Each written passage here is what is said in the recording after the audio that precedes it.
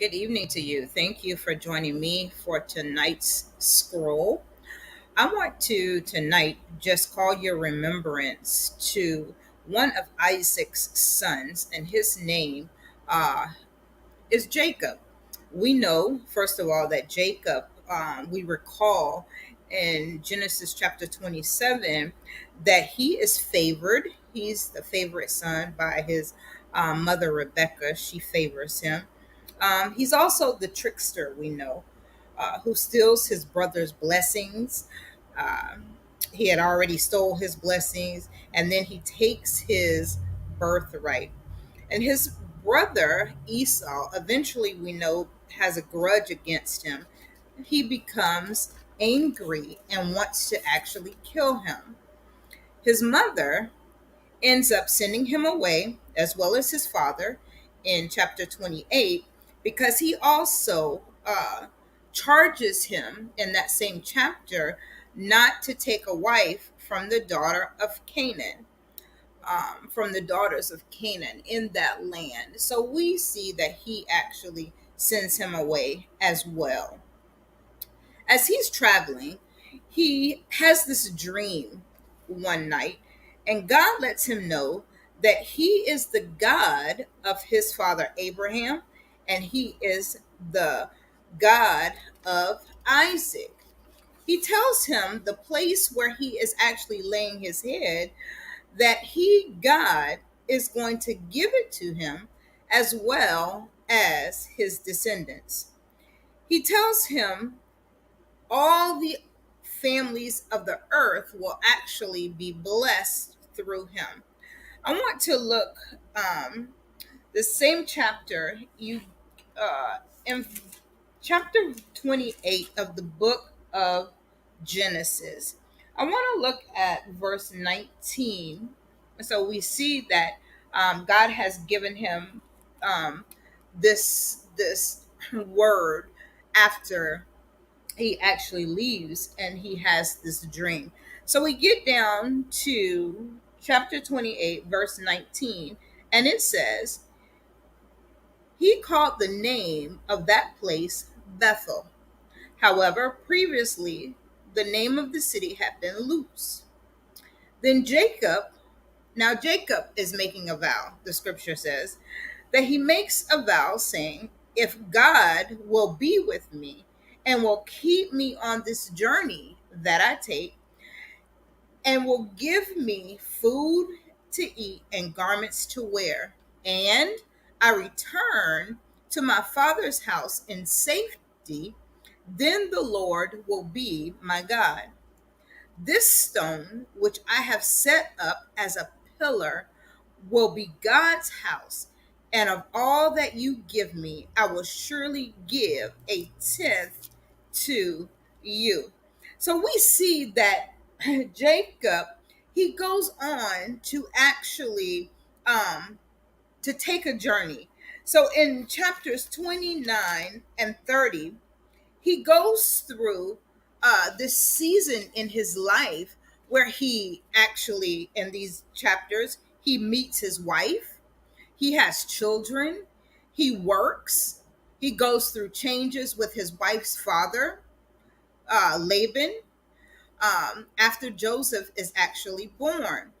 Now, Jacob has gotten to the point uh, in chapter 30, he has gotten to the point where now he's just basically over it. All the things that he'd been through, all the things that he'd been dealing with, he gets to the point where he just decides to take his family and all his possessions and leave.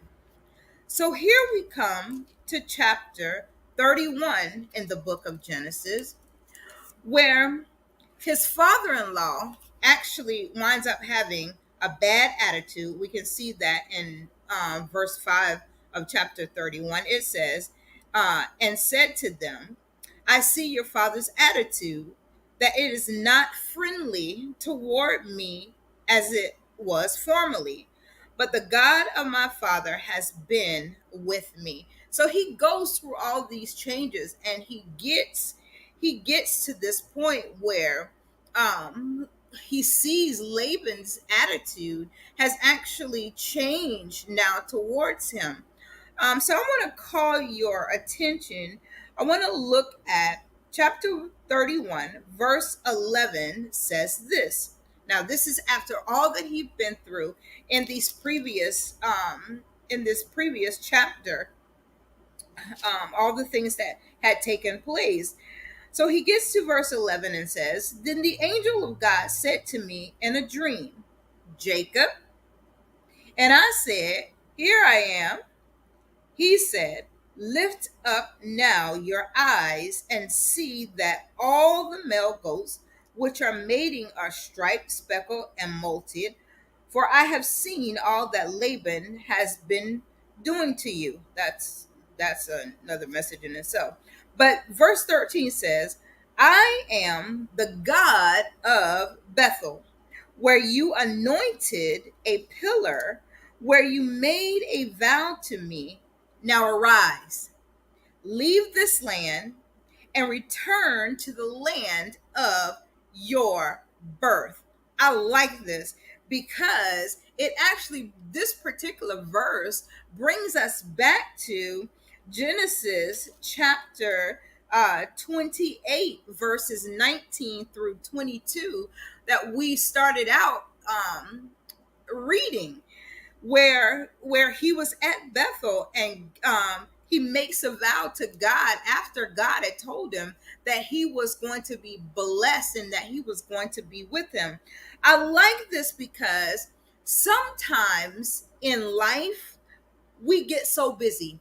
Sometimes, just like Jacob, we go through different seasons, we go through different challenges in our life, we go through different capacities, we go through dealing with different people, having children, having careers, all these things take place in our life. So sometimes we get to a point where life is just busy. But tonight, I want you to think about, I want you to actually remember the time when you left it all behind. Now, we know that it started out where Jacob actually left everything. He actually left when his parents instructed him to leave. But has there ever been a time, and I'm sure that there has been in your life, where you got to the point where you just left it all behind? What do I mean by that? Well, you got to the point in your life where you decided that there has to be more to life than this. What is your purpose? What does all that mean? You have been successful, you have done these things, you have prospered, but have you ever got to the point in that season where leaving it all behind, saying that you decided to actually trust God? Perhaps did you make a vow? What did you promise God when you started this journey of life with him by your side? When you asked him to come into your life and change you, what promise did you make? Did you say, God, if you bring me through this, I'll turn my life over to you. God, if you get me through this situation, I'll trust you even more. God, if you bring me through this crisis, I'll give even more. God, if you get me through this, I'll pray a little bit more. God, if you get me through this, I'll worship a little bit more. God, if you bring me through this situation, I will give totally every area of my life to you. What promise, what vow, what words did you say at that moment when God came in, when God actually met you? Has life been just happening? Have you lost your enthusiasm for the things of him, for the things of God? Remember when church was exciting and you couldn't wait to get to the house of God? You just pushed everything aside. You took the time to actually sit and fellowship with him. Well, tonight, I just came to simply remind you and to tell you that you need maybe to return to the land of your birth. Now, we know that this particular scripture, God was calling Jacob to go back to the land of his physical birth, where he started out, and he told him to return there. Well, I'm not just talking about a natural birth, a natural going back to a specific land, but I'm talking about a specific position, the place where you met God, the place where you were hungry, the place where God was your everything, the place where you made a vow to God, the place where you accepted God, the place where you gave it all to Him. Return to that birth land. It's not too late. Just like verse 13 says, God told Jacob three different things. He told him to arise, leave the land, and return. Rise, leave, and return. I'm going to say that again. Arise, leave, and return. Tonight, perhaps you need to make a move, whatever it takes to get you back to the place where you first began. Arise, leave, and return.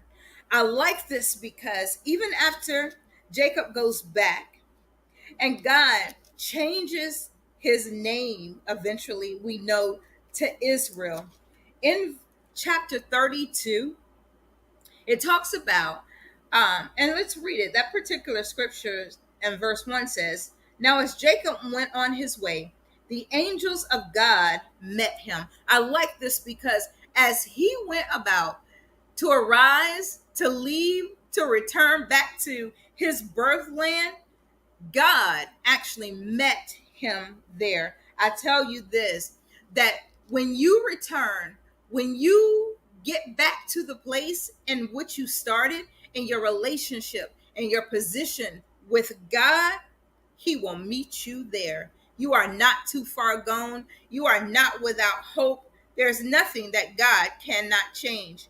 He will meet you there. It goes on in that same chapter that Jacob actually puts God in remembrance.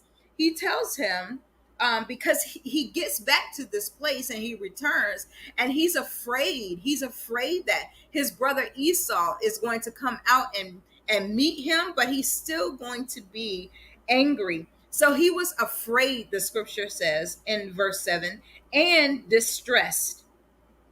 And then verse 9, Jacob puts God in remembrance. He says, Jacob said, "Oh God," and I'm reading from the New American Standard Bible. It says, "O God of my father Abraham, and God of my father Isaac, O God who said to me, 'Return to your country and to your relatives, and I will prosper you.'"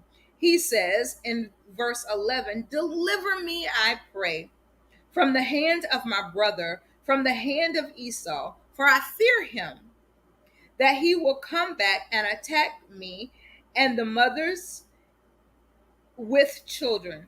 For you said, I will surely prosper you and make your descendants at as the seed, as the sand, of the sea, which is too great to be numbered." So he reminds God of the promise too that he actually made to him, even though he is returning to that birthland under God's instruction. He is reminding God that, hey, you're with me. You said that you were with me. Now, God, I need you to actually prevail in this situation. And we know that as scripture goes on, that Esau actually meets him. He's not angry. He's not out to kill him. God goes before and he orchestrates the entire situation. So I leave you with this tonight, that Maybe things have gotten too busy for you. Maybe without you even realizing it, you have gotten away from that first love. You have gotten away from the priority of making God first, not consciously, but things have happened. Life just happens. Not bad. Life happens good. And we just continue to go about our everyday. But I want to remind you that if you're at that place, if you're feeling like, where's God? If you're feeling like you've lost your enthusiasm, if you're feeling like you've lost your hunger, arise, leave, and return back to that place. And I tell you, God will meet you there. Not only will He meet you there, but He never left you. And He goes on before you. So tonight, arise, leave that land, and return to the land of your birth. God bless you. May God keep you. We here at United Faith Christian Center believe if we touch one person, it will touch one family. Definitely, it will touch a community. Until next time, God bless you.